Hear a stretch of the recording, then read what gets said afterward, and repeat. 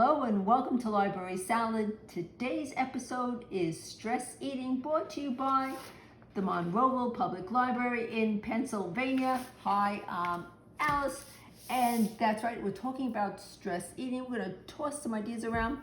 Stress eating is eating because you have stress. There's a lot of reasons why people eat. A lot of them have nothing to do with being hungry, could be bored, could be lonely, but we're going to focus on stress. Fun fact, the word stressed, if you spell it backwards, it becomes desserts. We all know what a palindrome is, and if just in case you don't, it's the word can be spelled going forwards and spelling it backwards. It's going to be the same word, just like mom, M-O-M, backwards. Okay, that's a palindrome. What is it called when you take a word, spell it backwards, but it spells a completely new word? Time's up. It's a semordnilla. What is that? It's palindrome spelled backwards, and that's what it's called under that scenario. Fascinating, I know. All right, so disclosure, I am not a doctor, neither do I play one on Library Salad, but if you're having trouble with stress or eating, I would recommend that you do see a doctor on that. I'm just giving some helpful hints today. Now, I went to a couple of people in the library, as you've seen me do on numerous occasions in Library Salad, to get their idea of, hey, how's it going for you? What are you doing about this? And I asked them, if you stress eat, what is your preference? Number one answer was chocolate. Another common answer was what's ever around. All right, it's true, it's true. Now, important fact, it's not your fault if you stress eat. And this is from the Harvard Medical School, says that an urge to make a beeline to the vending machine when stress is sky high isn't your fault. When you're stressed, your body pumps out hormones that rev up your appetite and send the cravings to unhealthy comfort foods soaring. All right? So I think that's a good start to say, not your fault. But there are foods that help you with stress. There's foods that will increase the stress. And we'll also talk about how to move forward with that. First up is foods that actually decrease stress. How do they decrease stress? Take a look first up at these. They increase the calming brain chemicals. That's good. They also will decrease the stress hormones. Here's a couple of examples. We've got caffeine-free tea, we've got dark chocolate, we've got flaxseed, we've got quinoa, so we've got the grains going on there. We've got chia seeds, makes a nice pudding. Everyone's going, ugh.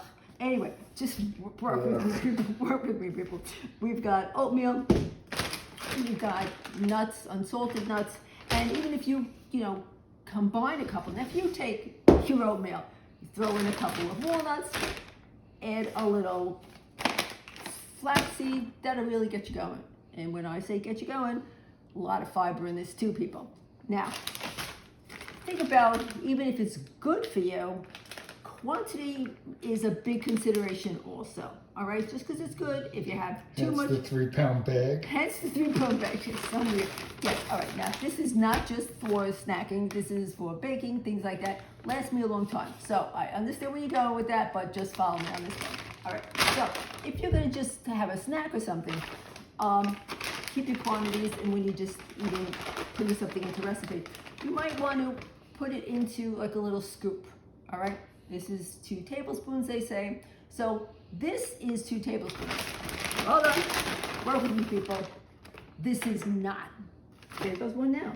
All right, this is gonna show the fact that, okay, you've measured out your quantity, but if you've got that there and you start eating out of the bag, still not the same quantity. So be careful with the quantities of things.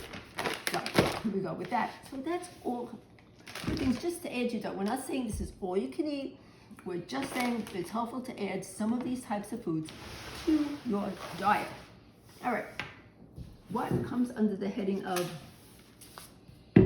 negative things that will increase the stress. Caffeine. I can hear you from here, people. I can hear you saying, I am not giving up the caffeine. We're not saying give up the caffeine. What we're saying is the timing of it is also important. Have it early in the day, but certainly not late at night. And again, with the quantities, that is a thing.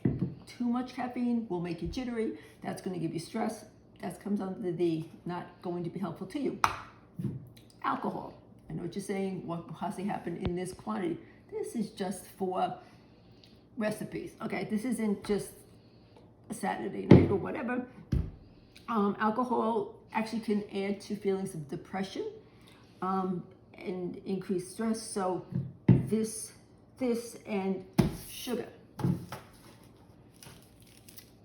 That's going to also, I don't even have to tell you with sugar, you know what that's going to do. So this is the moderation component. And last but not least, we're talking to how do you get back on track? All right, so you want to reduce the stress. We've gone over a couple of things, but it's okay to sort of go a little off track every once in a while. Bring yourself back. Best ways to do it, keep a food diary. I know what you're saying. I don't really think I'm going to do that.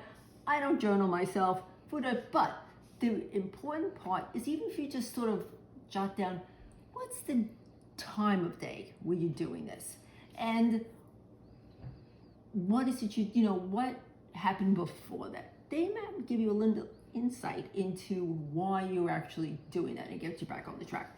And then tame your stress. There's a couple of things you can do having nothing to do with food. There's a couple of, there's yoga classes, there's meditation. Both those programs are free at the library. Check our calendar on our website. And even doing a little bit of art. You don't have to be an artist to just doodle. That'll sort of calm you down, maybe relieve some of the stress. Have a hunger reality check. Are you really hungry, or is you just eating because of the stress? It makes a difference. Get support. Maybe talk to your friends about that. Fight boredom. There's other things you can do. Get up, do something else.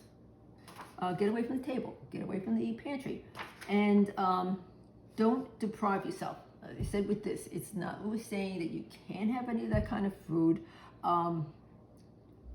If you're going to have chips, put them in a small bowl. We're not talking the large bowl. Maybe put them in a smaller bowl, not the bag, okay? You bring the whole bag over, what's going to happen? Because especially if you're just doing something else, like TV watching or something, that's going to make you suddenly realize what happened to the bag. Who else was eating this? Answer is it probably wasn't anyone else but yourself. We have to snack healthy, and then just learn from your setbacks. If you sort of think it through and say, well, what happened? What enticed me to do that?